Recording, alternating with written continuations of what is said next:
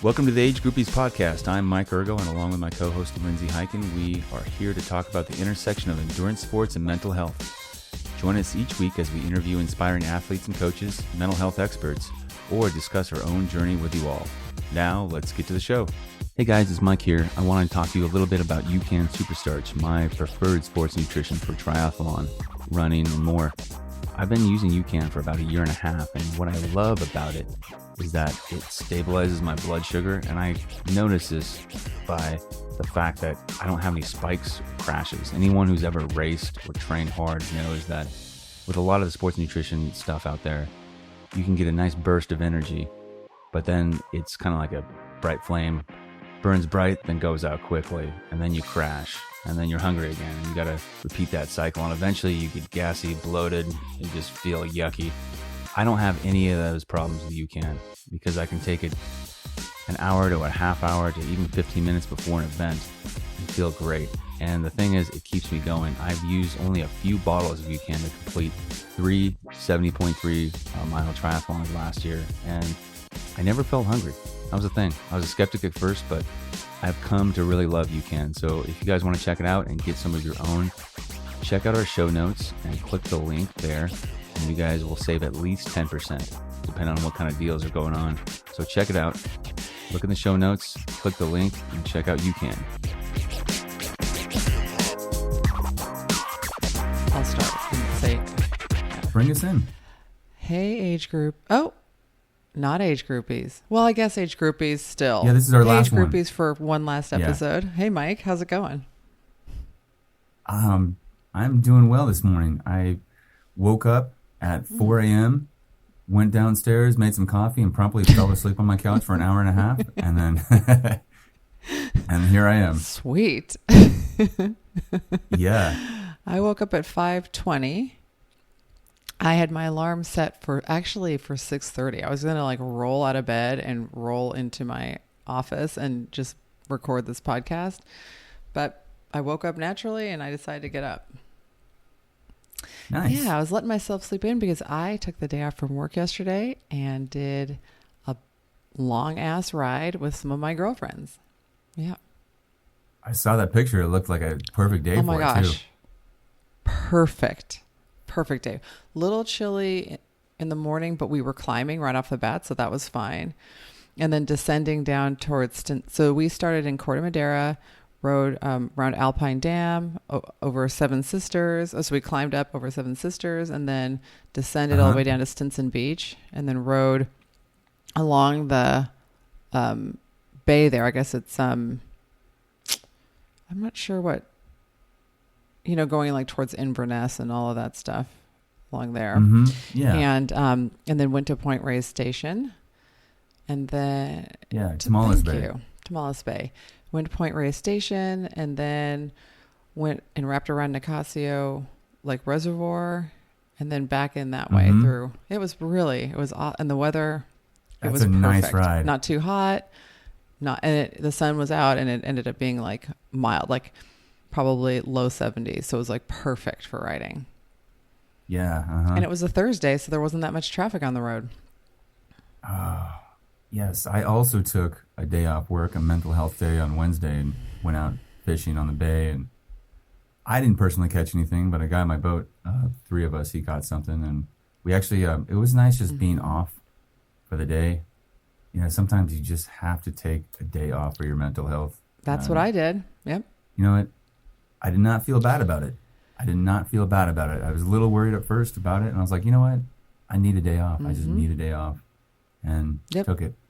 And the wind started picking up in the afternoon, and we had motored all the way down from San Rafael down to Alameda. Oh, dang. Okay. All of it. Yeah. And then we noticed this guy on a kayak, and he kept falling off because he was getting tossed by the wind and the chop, and there's white caps out there. And he, after about the 5th time he fell in, we're like, maybe we should go check on him. And he had this really narrow, looked like a fast kayak, but it just was not conducive to staying in, and getting tossed around. And the way he was trying to go was against the wind and the current to get back in. And it was Sounds not like he had a working at all. kayak that was meant for a higher skill level than maybe he had. Yeah, it's like he went out too late in the day and was not prepared for the conditions, because even most of the boats had left by that time. We hadn't caught the fish we wanted to, so we were even like, out there in some bad weather, but we're on a boat, so we were fine. But we hauled them in and brought them in and into Alameda and dropped them off there. And we're thinking, it's like that when you get hypothermia and that starts to set in, it's like you start to lose your judgment. You start to you get tired. You just kind of get disoriented and foggy, and you don't know how bad off you are. That's the real dangerous part of it, not just getting cold. So, yeah, I felt good about getting him out of there. And then, oh man, he's so lucky you guys were there. I mean, people. I know, because all the other boats had left. I was like, we don't know how he would have gotten in. There's a good chance he wouldn't have. I mean, people die all the time. I live by the ocean, Half Moon Bay, and the waves can be big here. And people misjudge all the time. I mean, in 2020, we had this 4-week period where a few people got hit by rogue waves or whatever. And they call them rogue, but they aren't rogue. The waves are big, and if you're out on those rocks, one might just come take you off. You know what I mean? And it was a situation we had, a kid fell in because the parents had the kids way out there, and kid fell in, and the dad tried to go in and save him, and neither one of them made it out. And it's I mean, I know it's easy to misjudge, and the water here in the Bay Area is cold, and it can be, it's beautiful here, but it can be pretty treacherous too, It can. And I guess I'll leave it at that. Well, good. You guys saved somebody. That's amazing. Felt good.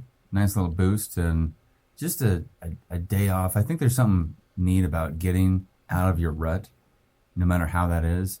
Even if you're doing something you enjoy, if it just becomes, day in, day out, that variety just gets you out of the rut, whatever it is. Agreed. And so it re-energized me for work, and I came back renewed. And it's amazing what giving yourself a little bit of a mental break will do for to rejuvenate yourself physically. I'm in the middle of, not in the middle, I'm towards the tail end of busy season for accountants right now anyway, and been working lots of extra hours. I've been working on the weekends, and so yesterday was my first, full day off in probably 3 weeks or so. Wow, yeah, that's big. And even though I've had time to go do my workouts, I'll take a little break and go do a workout or something. Just being I'm not going to log into email or anything or work on anything for one day. And I just gave myself permission to do that. Tuesday night, I sent off stuff I needed to get off. And then I put my auto response on my email and was just I'm not here. I'm not going to check this. I'm not, and I'm not turning it back on till this morning. But I woke up naturally, like I said, at 5:20 in the morning, feeling just rejuvenated, just having that day to be I'm just chilling with my girlfriends. These are other people that, I mean, we've known each other all a long time, and we can get into some pretty deep conversations on the climb, but fun. And it really, it was just good for my soul, my mental, emotional, and also it was a good training day for my physical well-being too. That's good. That's really good. Oh, speaking of being on the bike and putting in some sweat. So last week I got back from camping just in time to do a virtual race on the Ironman VR platform. I got smoked by 2 other cyclists. So here's the good news. There's good news and bad news. So I came in third place. So I podiumed. It was out of 3 people. It was funny because I thought at one point I was like, oh yeah, I'm passing him. And what was happening as I was passing these other riders was my computer had dropped off the network. And so it was just showing them as standing still. And so I passed them. And then it would jump back on and reestablish a connection. And they'd be like, no, they're still way ahead of you. But I went up some really, really great riders, really good. And one woman, Allison Watson, who's from Pacifica, and she's an Ultraman finisher and just absolute beast. She came in second. And first place was a guy named Shay Eskew, who I've got to know. He's a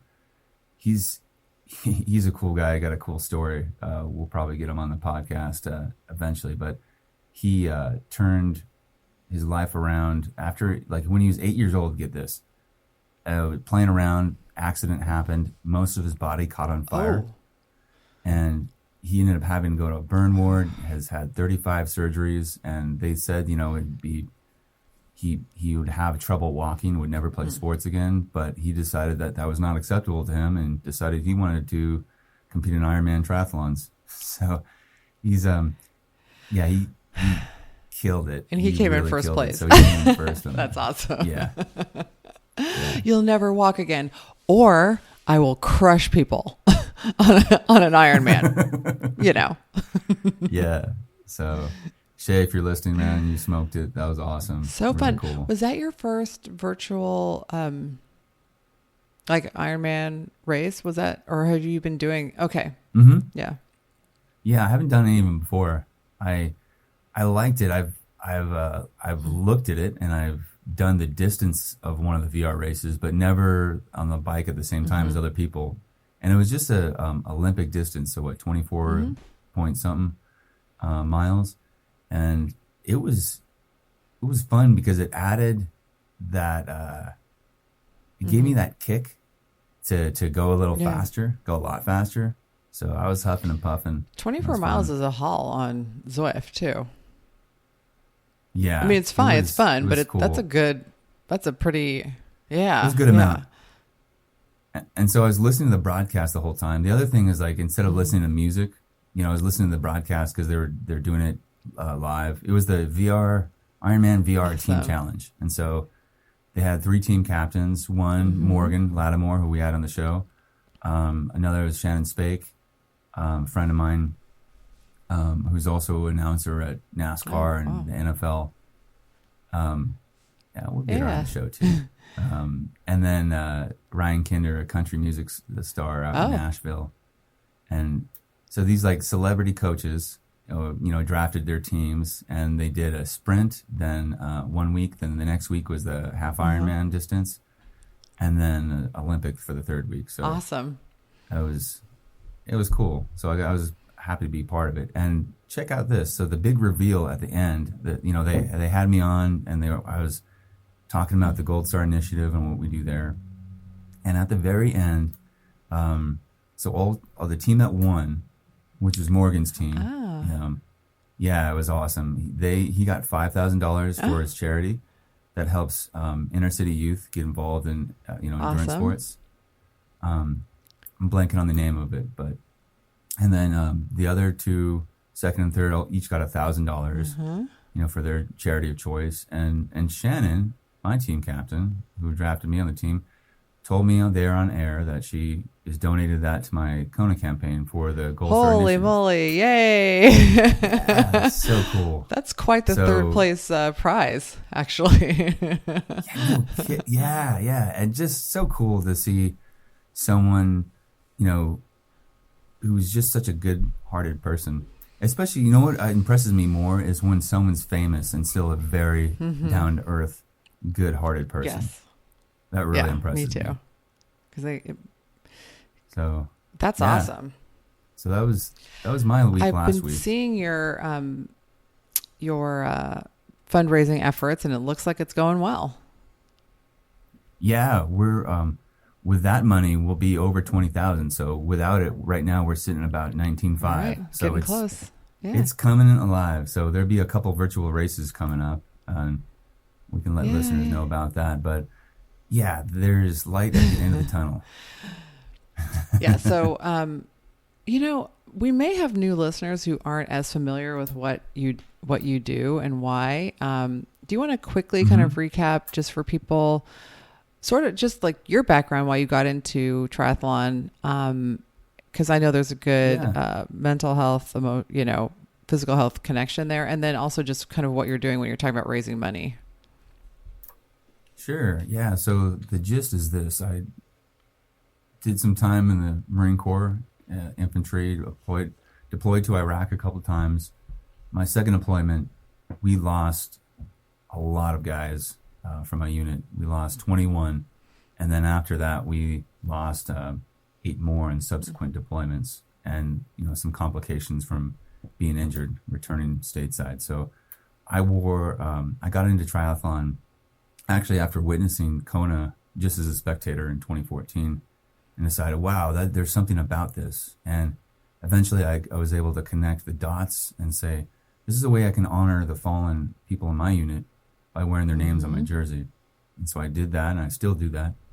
And then that translated into finding a local Gold Star family, which is a family of someone who's died while serving in the military, and honoring them, remembering the person they lost, and inviting the family to this either Ironman 70.3 or a full, and having a veteran, which started out as just me and then became a lot of other people, carry a flag for the entire run. So that's either 13.1 or 26.2 miles, and with a streamer with the fallen's name on it, and present it to their family at the end, just as a way of bringing the community, Gold Star families, and veterans together to share in the healing. And that's been my big passion.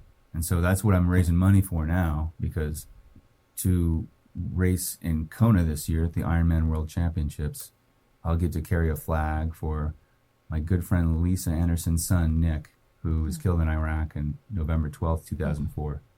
And we're going to carry the flag for him out there in the blazing Kona heat. And so I'm raising $30,000 for the Gold Star Initiative by the time Kona rolls around. So I am 2/3 of the way there. That's awesome.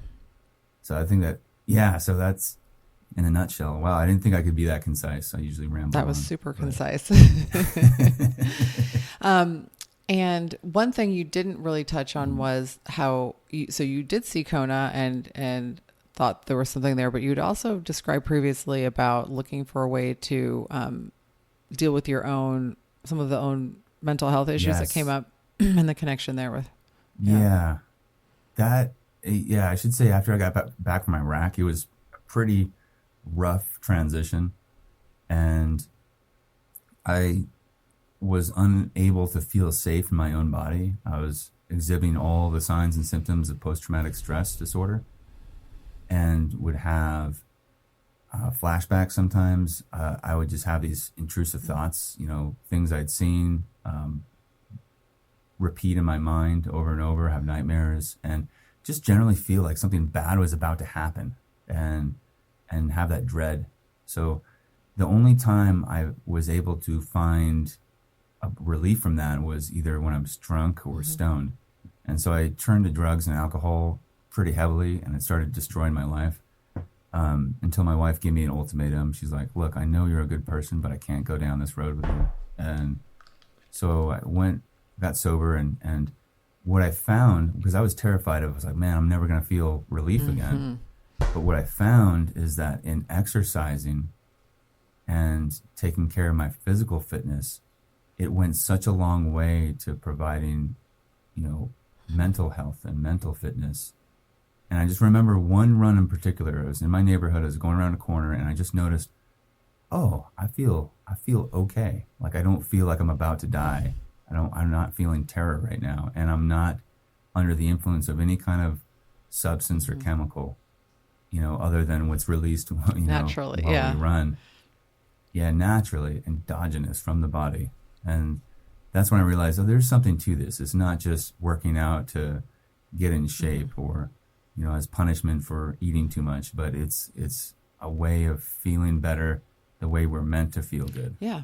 I mean, that's definitely been my experience. Obviously, I didn't have the same, like, going to war experience, but just, I've always been a physical person. I've always found some solace in movement of some kind. Like when I've done different, I did track, I did soccer. I was really big into showing horses when I was a little girl.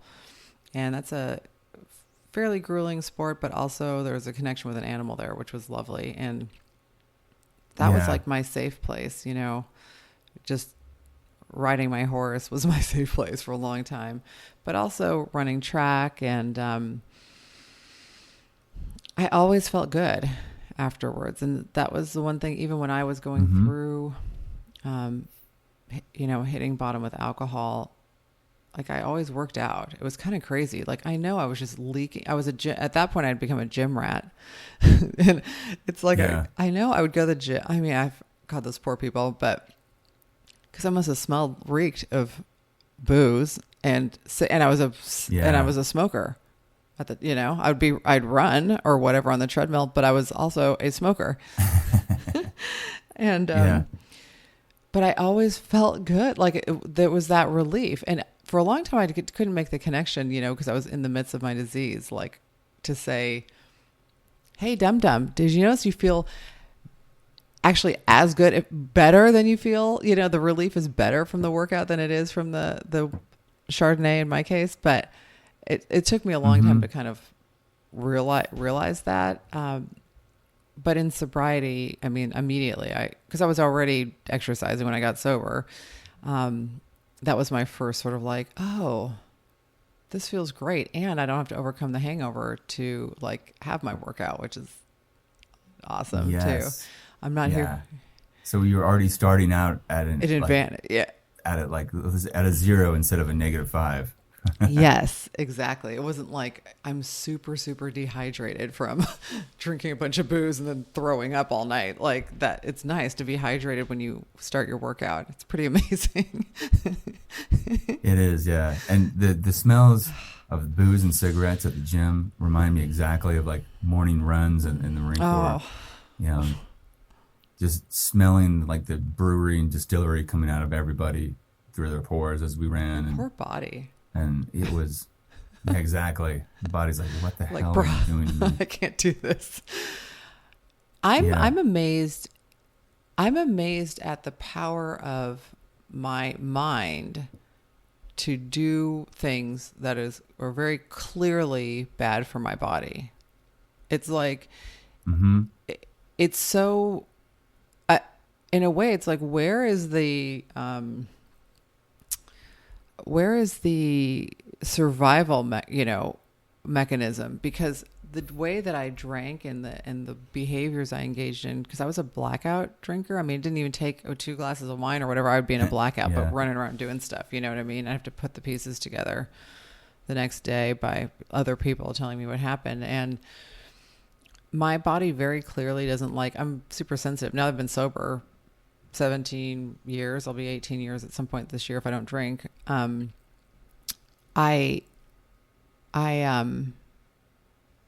can barely take anything. Like if I have my morning coffee after that, it's all no caffeine. It's all basically water and sparkling water for the rest of the day because my body's like, ooh, you had an extra cup of tea. We're going to be jittery and stay awake now. And I'm like, how the hell was I drinking like a 1.5 liter bottle of wine with shots? And if there were drugs around, I mean, I might do a little line here or there, just whatever, Where was the survival mechanism? Like my body was. I've thought about that. And here's what I've come to the conclusion so far. I think that we don't give enough credit or notice the extent of what psychological pain is like, emotional pain.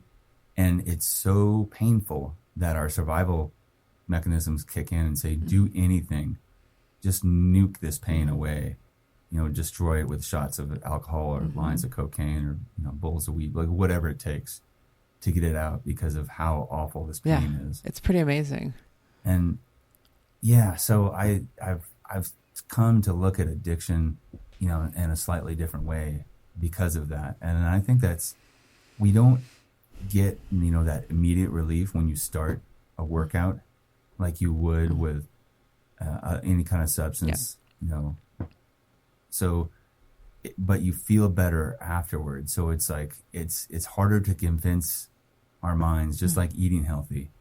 It's like it's harder to notice that you feel good. You just have to have some intention versus eating something really sugary that makes you feel good for a few seconds. Right. And then drops you off a cliff later where you're like, I need a nap now.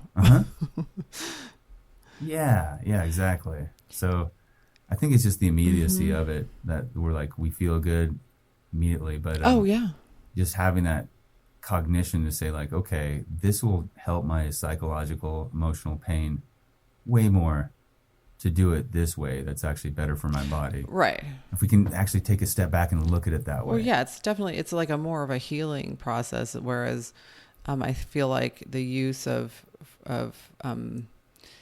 something external, like a substance, is an immediate, it's immediate relief for the moment, but it's actually not healing anything. It's just temporarily suspending your consciousness of whatever is bothering you. It's not, whereas for me, it's like not taking in the substances and then working on my physical and mental well-being, from like a more holistic approach, is actually moving the ball forward in terms of healing those things. And yeah, exactly. After practicing being sober for quite a bit of time, I mean, I have friends that have double the time that I have, and in terms of sobriety. But, but in the time I've had, doing that thing of like, okay, I'm feeling angsty or whatever, I'm gonna go for a run instead of taking a drink or whatever. It's like I learned, I can live through this, because that's the thing. My brain is all saying like, I need relief right now. I need it right. And the truth is it doesn't. Like, you can live through that and you will, but you have to practice that. And like, right. So now you're like, actually, I'm going to live through this. I know I am. I've lived through all this other stuff. It's going to be okay. It may not be my favorite thing, but, I was thinking that exact same thing, Lindsay, as you're talking about it, just how our brain thinks we're going to die if we have to feel this feeling. Yeah. Right? But we always live through the feeling. The feeling does not kill us. It does not. But it's one of those unfinished thoughts, I think, that a lot of us have, is just like, feeling needs to go away, when in fact, no, it's our response to the problem that is the problem. Yeah. Yeah. And and that's the way the brain, at least that's the way my brain overrides the sort of like natural, desire to like continue to live by, so what happens is my brain says, if you feel this feeling, you're going to die. And that's how I can get to the place where I'm doing things that are actually probably more likely to kill me. Even just by my behaviors, drunk driving or whatever situations I'm putting myself in as a female being out in the street drunk. I mean, I'm just lucky I didn't get killed by some, because I'd just be out there stumbling around. I'm just like, easy pickings. But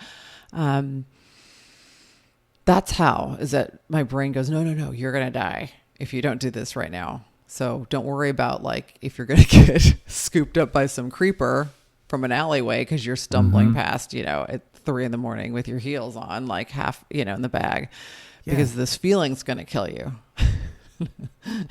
Yeah, well, exactly. And I think like we know that at some level. And so just like we know at some level doing healthy things is better for us, so I think that just speaks to me of how deep this psychological and emotional pain is, and how intense it is that we go to these lengths, and put ourselves in risky situations just to get rid of it. And then for me, my disease of alcoholism made it so that it really became not even about deep, like there are like deep psychological things I'm still addressing, right? But it became a thing where like any discomfort, I now need to drink over. Mm-hmm. You know what I mean? Like that Yes. became the practice of like, I don't want to feel any of this shit. So not just the deep stuff, but like, you know, hangnail. Let's crack open that wine. You know, like there's nothing that I want to feel. Yeah. And there's two things that I see going on with that, is that there's the discomfort and then there's the fear of the discomfort. Like that fear intensifies the more we feed it. Like, I can't handle this alone, so let's drown myself in alcohol or at least have a drink. And so that fear kicks up a notch every time we do that. Like, I need this alcohol or else this is going to get out of control. And so then, like you say, you get a hangnail. You're like, you're pouring yourself a glass. And that fear of the discomfort is a really good topic too, because I think that, like, I know I've had people in my family and other people I know that aren't alcoholics or addicts, but have dysfunction that they should, I don't even mean to should somebody, but they would benefit by addressing, you know? They have said stuff like, oh, hell no, I'm not going to go to therapy because I'm not opening up that can of worms. It's the fear of the discomfort. I'd rather sit in my dysfunction for the rest of my life than face the discomfort of actually figuring out what I'm holding deep down inside. Or I know, and it's like I've felt that way about doing trauma work, you know, trauma therapy. And when I finally did, I was like, oh, thank God, I wish I had done this sooner, like everybody says, you know, but you do it when you're ready. But that unwillingness or the fear of how bad it's going to be is huge, because it stops you from doing what you need to do. It's like having a cut that gets infected. You could wash it out with some iodine or some, you know, some rubbing alcohol or something, like, I don't know, something that cleans it out, but you know it's going to sting, so you don't want to do it. You're like, this is going to hurt. It's not going to hurt as bad as like sepsis or gangrene or whatever, but you're like, but in the moment, but you're like, but this is familiar. I'm familiar with this. I don't want the unknown pain. Right. That's the denial. Like, well, the other stuff won't happen to me, so I'm just going to like, So I just really, am grateful that I got to be on this journey of sobriety and find endurance sports and find that and yoga and other, you know, just the ability to connect to connect my brain to my body has been really like amazing. And it's not something that like I was looking for when I got sober. I just was looking to stop doing all the wreckage caused by my drinking. You know, that's like you said, you know, your wife was like, I can't, you know, it's like, that's the same. It's like, I just was looking to stop that, you know, but for me, really through the endurance community, you know, I've ended up having this whole like amazing life that was better than the life that I wanted to have when I was drinking and couldn't have any life. You know what I mean? It's like, exactly. Yeah. Exactly. That's pretty awesome. The friends, the community, the racing, the personal challenges that like, and then just, you know, like yesterday, just out there with my girlfriends, sunny day, we're riding. It's like, I could smell the eucalyptus and the redwoods and the ocean, and because I don't smoke anymore. I haven't smoked in a long time, so I could actually smell stuff.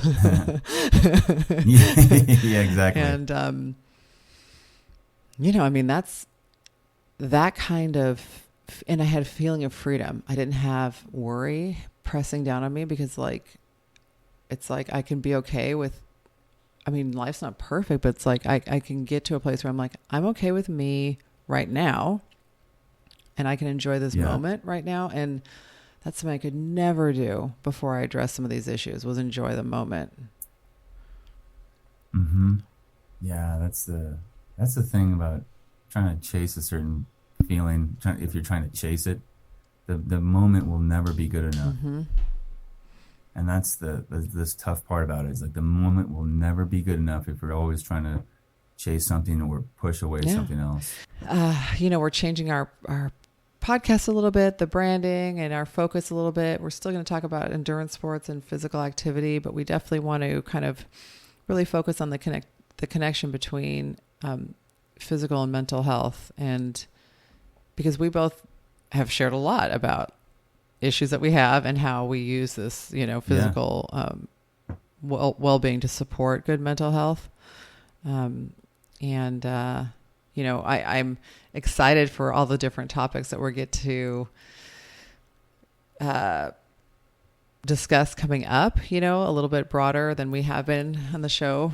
I really want to delve into the food thing. I know you and I both have food stuff that we can address. I was inspired by our past guest Marie to re-look at the intuitive eating and let go of some of this chronic dieting, orthorexy, weird body image crap that I deal with on a daily, all day, every day, which is I want release from that the way I have release from my alcoholism, in the sense that I have a reprieve, I don't think that I'm ever going to be cured, but it's I can have a reprieve and not have to have it bearing down on my mind all the time.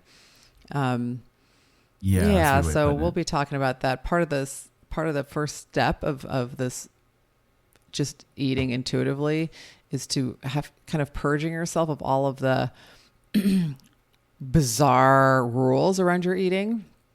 And so they're we're not going to worry about nutrition at first. You just need to eat whatever, whenever, literally. They're whatever, whenever. I know I almost wanted to throw up when I read that. I mean, cause it's because I don't trust, because they're you don't trust yourself. And when they, because you've done so much manipulating of your, that you've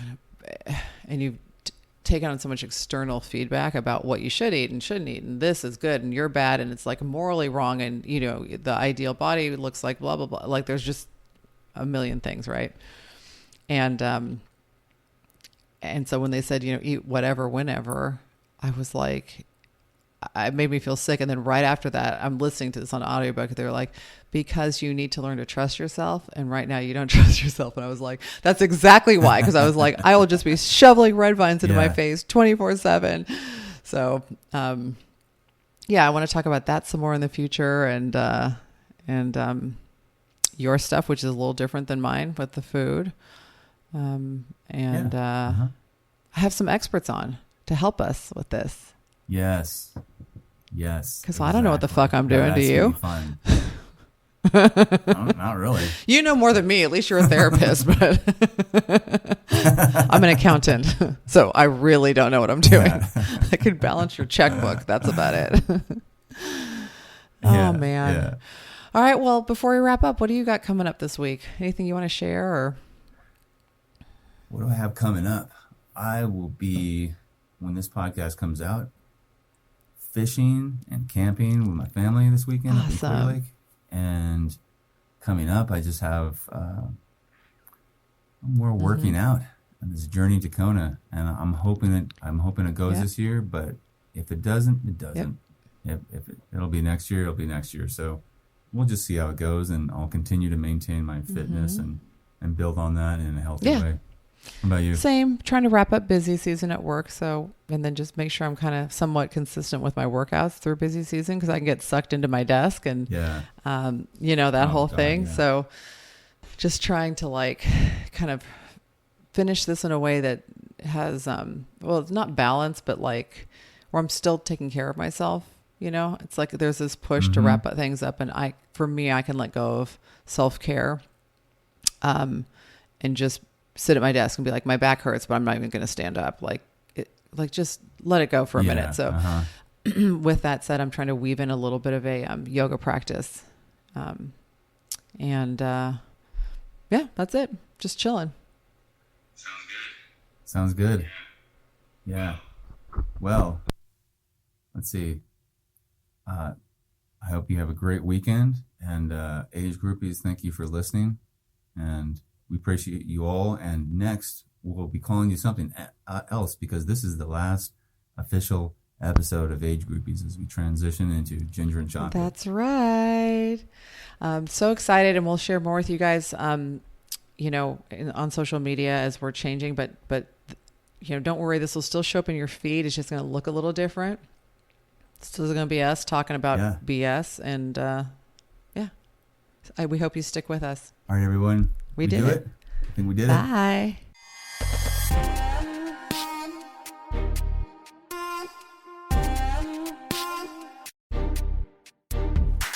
Alrighty, that concludes today's episode of the Age Groupies podcast with me, Lindsay Hyken, and my co-host, Mike Ergo.